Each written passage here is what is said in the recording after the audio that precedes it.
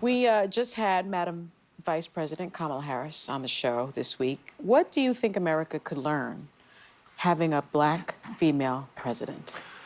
Well, I'll be careful to prescribe certain, learnings or ideas to one person. I think it's always important to know that when I said that, I said black women. Yes. And I think black women as a collective have shown us many things, not just in America, but all over the world. What I meant by that statement was there is very seldom a political system that's running badly that doesn't impact black women the worst. And so if you ask black women as a collective, as voters, what do you think should be done?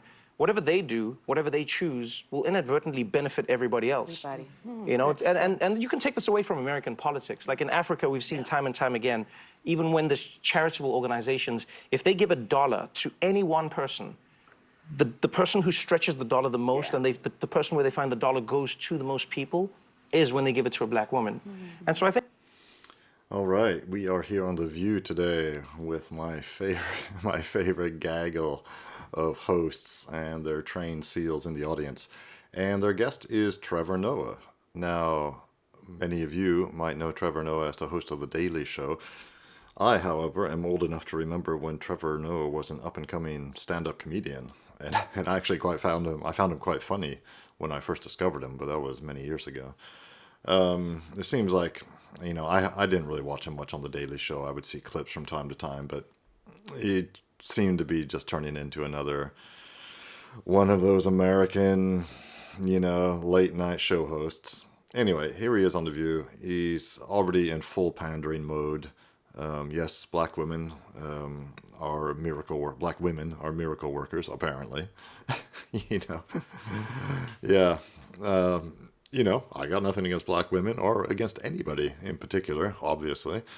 But Trevor Noah really thinks, and of course the Yentas on The View agree, that black women are going to save America in this election. Let's see what they have to say. I think people need to understand that there's a terrible, it's a gift and a curse. The curse is that black women bear the brunt of all bad decisions. Black women, whether it's economical, whether it's political, they don't have a chance to mess around with a vote. They don't have a chance to have a protest vote. Exactly. So I think black women see their country with a clarity that most people can afford not to at times. Yes. And so that's what I mean by that. And so in this instance, I don't know what America would learn per se, because this is one black woman, but I think we're already seeing that America is going to learn a lot of its, how it views a black woman in a position of power, which some people might struggle to deal with because it comes with certain connotations for them. And off they go, the trained seals clapping for apparently no reason at all. As far as I was aware, the black woman he is talking about, Kamala Harris, candidate for president, was in a pretty powerful position in California. She was, wasn't she the lead district attorney in, oh God, was it San Francisco, LA? I can't remember. Anyway, that's quite a powerful position. So yeah, he's just spouting kind of non-words here. So Trump and the right have been ramping up their attacks on immigrants, which you are one, right? I like how you said it like you're putting a target on my back. And you are one, Trevor. I am once removed, that's all, once removed. He's blaming them for everything. Oh, yeah, the scapegoating has begun. He's blaming them for violent crime, which the crime rate is down. Housing costs, which Kamala has a program to fix that. He's saying that these immigrants are eating the cats and dogs. That is one of the dumbest things he's ever said. So as an immigrant from South Africa yourself, give me your reaction to being scapegoated. So I think if you look at these issues in only an American context, they will seem unique. I think the first thing to remember is this has always been a rite of passage in America. It's a terrible rite of passage. It's almost like a form of political hazing, but that's what America does. Yes. Right? When the Irish came, they were those criminals and they were the people who were making the country worse. And when the Polish came and when the Italians came in, America's constantly had this legacy of, othering and pointing. And then at some point, the people blend in and then there's a new version of what the other is. You would think so. You would think so, yeah, in many ways. Well, don't forget, in Nazi Germany, the Jews were the scapegoats. Exactly. And look what happened there. And now, to be fair, he's actually kind of making some sense here, but there's a lot of assumptions going on. When the America had waves of mass immigration.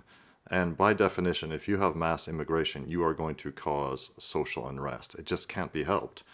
The people who consider themselves the natives, or who are the natives, will be rightfully aggrieved that suddenly their towns or cities, their places where they live, are flooded with people, yes, who are different from them, whether it's Irish, whether it's Italian, whether it's whatever. And it just makes perfect sense. It's not some American thing of othering people. It's mass migration, mass immigration, mass migration. Now, in the American context, there has been a lot of assimilation, but assimilation really only works well if there's mass migration from cultures which aren't that different. So, I mean, even European cultures at the time, my own father, he told me that his mother told him, so we're talking about a long time ago, say in the 1940s, something like that, early 50s, his family, his mother and her brothers and sisters were all grew up in the East Coast. And they were outraged by what they called the Southern European scum, basically Italians and I guess some Spaniards, mainly Italians, who were coming in en masse to America at the time because they were quite different. They were European, yes, but they were quite different from the Northern Europeans, the Germanics, the Swedes, the Scandinavians, the Anglo-stock, the heritage Americans. So yes, it will cause problems, but they are still European. Now, if you have mass migration from other parts of the world where the cultures and peoples and ethnic groups are a lot different, then you're going to have even more problems. It's just, we see this everywhere, around the world and in history. So, when we look at immigration as a whole, sometimes I think instead of you can defend forever. You can go like, immigrants are good, and someone will show you a clip of an immigrant doing something bad, and they'll be like, what about that one? And you can do this forever. I sometimes prefer to ask a different question, and I say, what does it say about a country when people feel that they need to find scapegoats? Yes. In my opinion. Well, what does it say? Well, in my opinion, it shows you a failing. It shows you a crack. South Africa is no different. Like, we have extreme xenophobia in South Africa against other African countries. Yeah. But that you can track it literally with people's incomes. You can track it with inflation. You can track it with how people are living. Yeah. And I think we should never forget that scapegoating and putting groups of people together as the bad ones is directly correlated oftentimes to how well the country is being run, how confident people feel in their lives. And it's almost a natural reaction. If people feel like, I cannot afford, my life is getting worse, my children cannot go to school, I don't have groceries. Who can I blame? They go, who can I blame? Who can I blame? And you will never blame you. No. Right. So you look for someone who's not. But when you have one of the leaders of the country blaming them, that just exacerbates the problem. Completely, completely. Absolutely. Right. Now, Trevor, you discuss culture and politics on your weekly Spotify podcast, What Now with Trevor Noah, and have conversations with a mix of celebrities, experts, friends. On a recent episode, you talked about watching the Harris-Trump debate at 3 a.m. local time in the Netherlands. I did, yes. So what was that like? And in your experience, how closely do other countries pay attention to what's going on in American politics? So I will say this. First, to answer your second question first, everyone in the world watches American politics since Trump. Yeah. In the strangest way, Trump came in as this isolationist president. He said, I'm America only, and yet he's affected the world in more ways than any other president. Everyone's paying attention to him. Everyone wants to see what he's doing for good and for bad, And by the way, contrary to popular belief, there are many countries in the world who feel like Trump had a better foreign policy than many previous presidents, which isn't a narrative you hear in America. Yeah. No. But when it comes to the debates, people don't understand it. I was watching it in the Netherlands, and people were just like, what is this for? That's actually quite funny. Yeah, so he was watching the debate in the Netherlands. Well, as regular watchers of this channel will know, I am located in an unnamed Western European country.